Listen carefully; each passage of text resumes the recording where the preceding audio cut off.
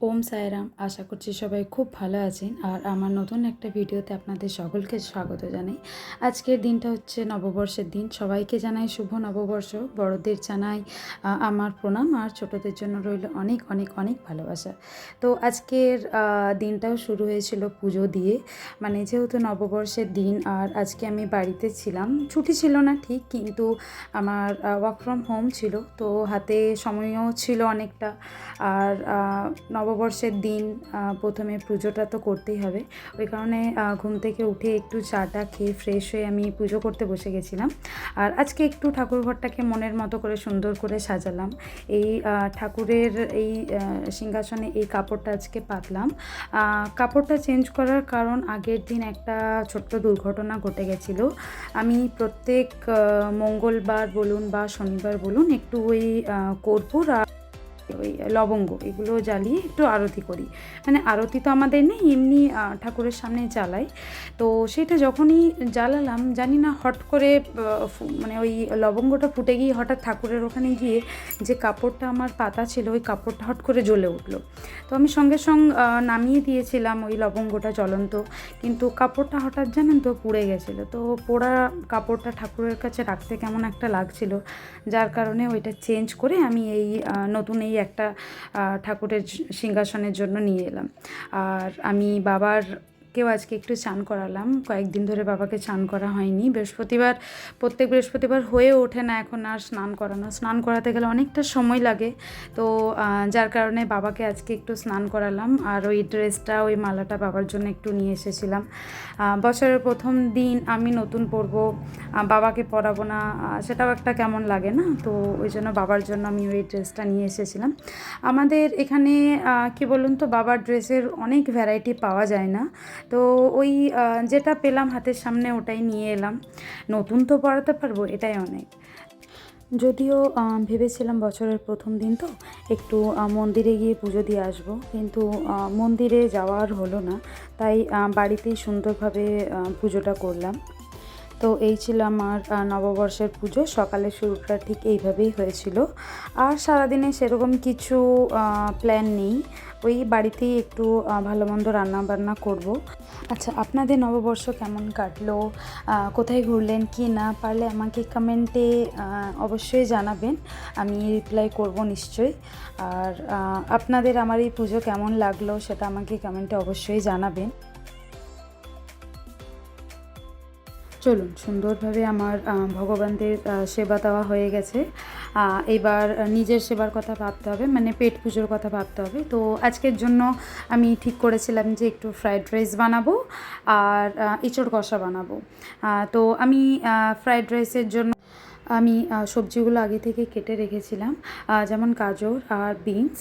প্রথমে আমি এটা ভেজে নেবো, কারণ এগুলো সেদ্ধ হতে বা ভাজতে একটু তো সময় লাগে। আর এইগুলো যখন ভাজা ভাজা হয়ে যাবে তখন লাস্টে ক্যাপসিকামটা দেবো, কারণ ওটা ভাজতে বেশিক্ষণ সময় লাগবে না। এইদিকে তো আবার বিগত 1 মাস ধরে মানে গ্যাস সিলিন্ডারের এত প্রবলেম যে কিছু বলার নেই। বিগত 1 মাস হয়ে গেল এখনও গ্যাস সিলিন্ডার পাওয়া যাচ্ছে না, যার কারণে ইন্ডাকশানে রান্না করতে হচ্ছে। তো সত্যি কথা বলতে আমার জানেন তো ইন্ডাকশানে রান্না করে একদম পোষায় না, আমি ব্যবহারই করতাম না, কিন্তু ওই বলে না পরিস্থিতির শিকার, তো ওই অবস্থা হয়েছে আমার। পরিস্থিতির শিকার হয়ে এখন আমাকে ইন্ডাকশানে রান্না করতে হচ্ছে।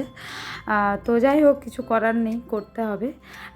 তো আমার এই সবজিগুলো ভাজা হয়ে গেছে। তারপর আমি একটু কাজু আর কিশমিশটা দিয়ে দিলাম, ওটাও একটু খানিকক্ষণ ভেজে নাড়াচাড়া করে নেবো। তারপর ওই সেদ্ধ করে রাখা চালটা এর মধ্যে দিয়ে দেবো, আর স্বাদ মতো নুন দিয়ে দেবেন। আর আমি এখানে খুব একটা ঝাল ব্যবহার করিনি, ওই 2টো কাঁচা লঙ্কা ছিঁড়ে দিয়ে দিয়েছিলাম। আমি ঝাল মিষ্টি করেই করেছিলাম। অনেকে শুধু মিষ্টি খেতে পছন্দ করে, যে একটু মিষ্টি মিষ্টি করে করব, তো আমার মিষ্টিটা খুব একটা পছন্দের নয়, যার কারণে আমি একটু ঝাল ঝাল করে করেছিলাম। আর চিনির পরিমাণটা খুবই কম দিয়েছিলাম। তো এইভাবেই বানিয়েছিলাম ফ্রায়েড রাইসটা।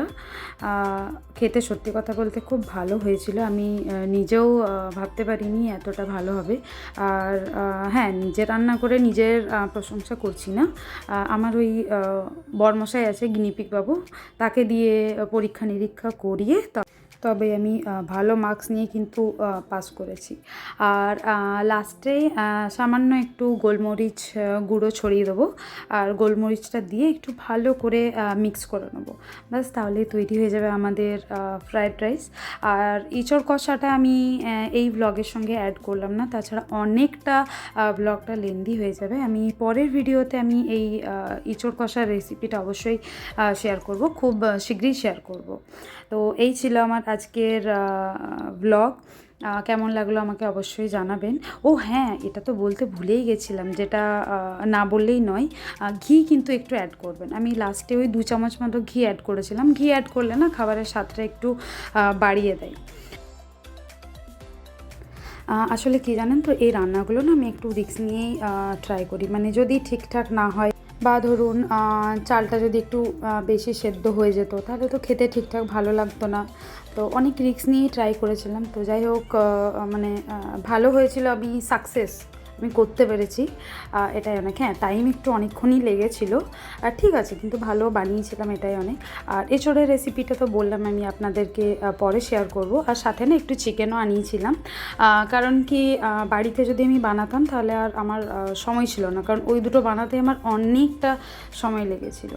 আর আমি মিডিলে এমন এখানে ভাতটা দিয়ে দিয়েছি না, যে আমার এই বাটিটা রাখার আর জায়গা হচ্ছিল না।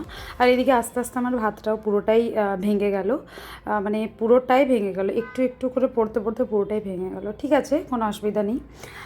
যাই হোক, এই ছিল আমার আজকের ব্লগটা কেমন লাগলো আমাকে কমেন্টে অবশ্যই জানাবেন।